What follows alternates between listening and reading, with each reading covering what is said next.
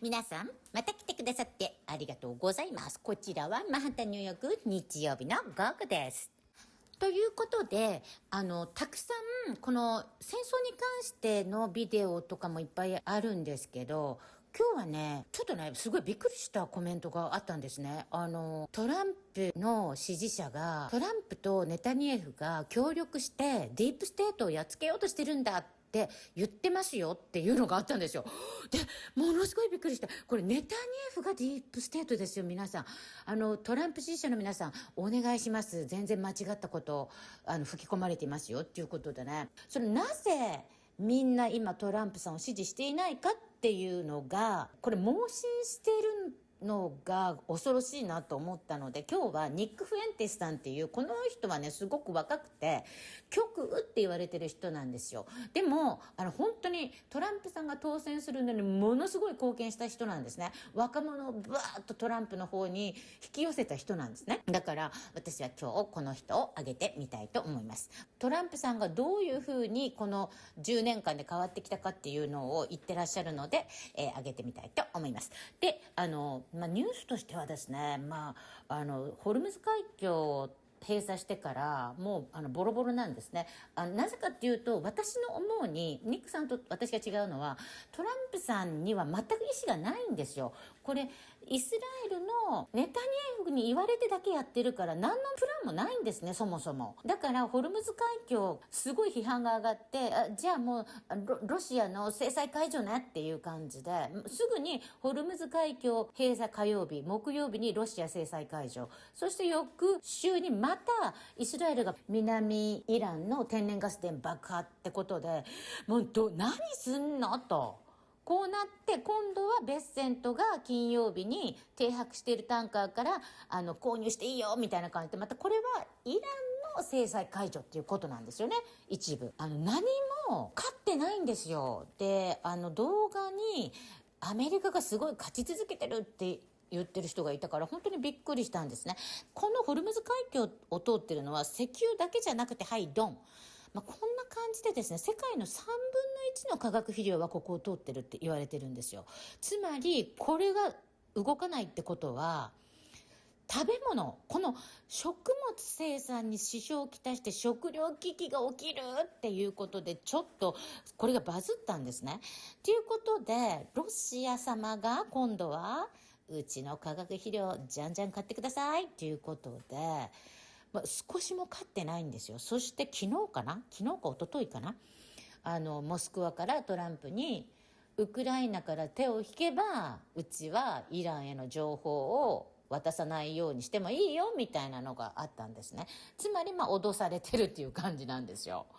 だから本当にボロボロ状態っていうのが私のイメージする現在のイランとの戦争の状況です。ということでニックさん見てください。どうぞ。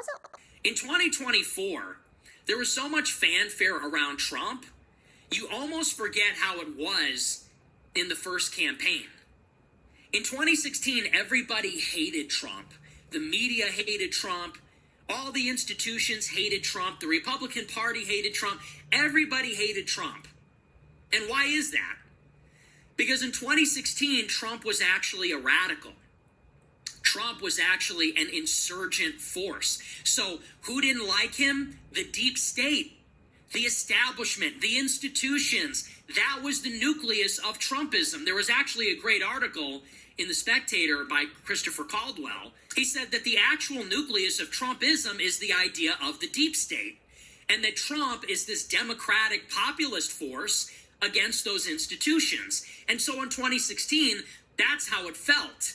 Populist wave, the people and Trump at the front of it against the establishment, the institutions, the deep state. And all of these institutions are very incestuous. It's the permanent bureaucracy in Washington. It's the lobbyists, the consultants, the super PACs. But it's also the Ivy Leagues and academia and big law. It's also Wall Street and the asset managers and private equity. And it's also the entertainment industry, Hollywood and the mainstream media. It's also Silicon Valley. At that time, it was big tech.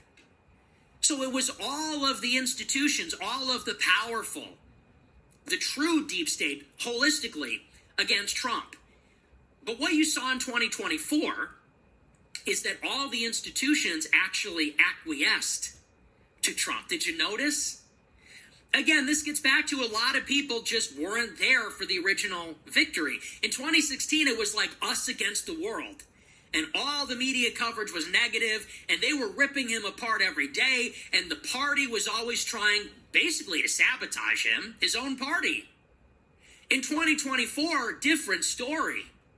Who was at the inauguration? Jeff Bezos, Mark Zuckerberg, OpenAI, Elon Musk. They were all there. Mark Zuckerberg didn't even put any money into this election. He put $300 million against Trump in 2020. And Tim Mellon donated $200 million to Trump. And Elon Musk donated $300 million to Trump. And the Israel lobby donated to Trump. And so did Ken Griffin from Citadel. And so did Andreessen Horowitz. And if you looked, whereas in 2016, the small dollar contributions were 60% of Trump's fundraising, in 2024, it was about 30%. So it flipped. And they've conditioned Trump to do the things that they want him to do. And what they want him to do is to keep the flow of cheap labor. Cheap skilled labor, cheap unskilled labor. What they want him to do is to bomb Iran, keep the weapons flowing into Ukraine. They want him to intervene in the Congo for the minerals.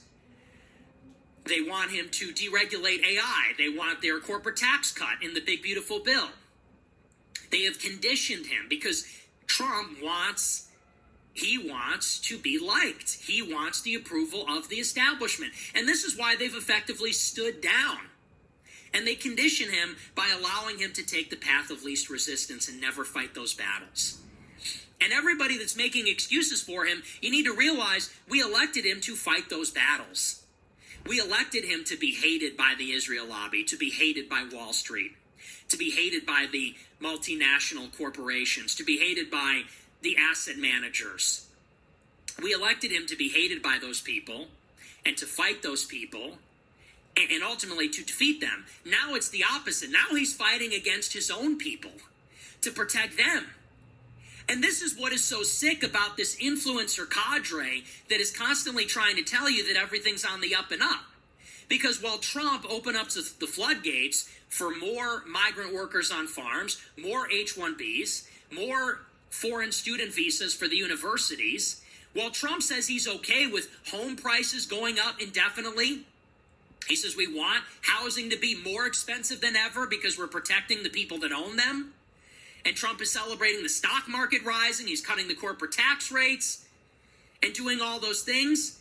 In the meantime, he's not releasing the Epstein files. He's going to war with Iran, not building the wall, not carrying out the mass deportations. And so now he's beloved by the institutions. Trump has told the institutions, get behind me. I'll protect you. I'll protect your data centers. I'll protect your home values.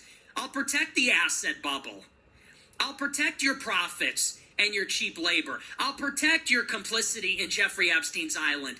And it is him and the influencers taking the fight to the people, attacking the people. If you want the Epstein files, I don't want your vote. If you're against the war with Iran, you're not MAGA. If you don't like the big, beautiful bill, you're not MAGA.